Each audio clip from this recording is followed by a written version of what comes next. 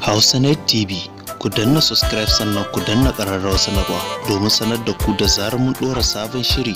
Mun gode. Shin me ya janyo Fatima Ganduje martani akan zaben Edo da kuma martani akan maganar babanta? Fatima Ganduje ya ce ga gwamnan jihar Kano wato Abdullahi Umar Ganduje wanda ya aurar da ita a garin na Edo, inda wannan yarinya ta yi martani duba ga yadda aka ce an naɗa ubanta a mai kula da harkokin zaɓe na APC a jihar Edo.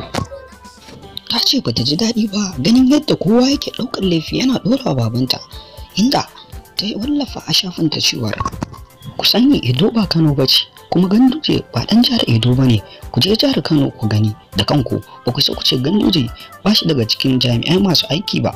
Sakon Fatima Ganduje a Jimobi ga masu ganin laifin Ganduje kan faɗuwa zaben jihar Edo.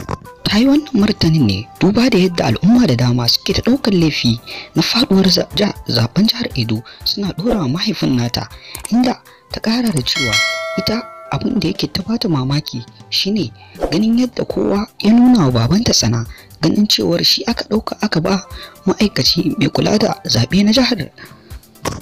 Duba da wannan furciccika da ta yi da kuma maganganu cikin fushi da ta yi, wannan abu ya nuna cewar abin ya bata mata rai, kuma sannan kuma tana tunanin wannan abin zai iya martaba kimar gidansu, duk da cewar tana auren dan gidan tsohon gwamnan jihar Edo ne. To karshen labarin kenan, mu dai fatan mu Allah ya bada masu sa'a da kuma ya ba masu nasara sa'a. Sannan muna roƙonka da idan wannan ne karanka na farko a cikin wannan tasha ta Hausanet TV mai albarka, da ka danna mana subscribe, kana ka danna mana ƙararrawar sanarwa don ci gaba da kasancewa tare da mu a cikin shirye-shiryen mu masu ƙayatarwa, nishaɗantarwa da kuma ilmantarwa. Mun gode. Hausanet TV, ku danna subscribe sannan ku danna ƙararrawar sanarwa domin sanar da ku da zarar mun ɗora sabon shiri. Mun gode.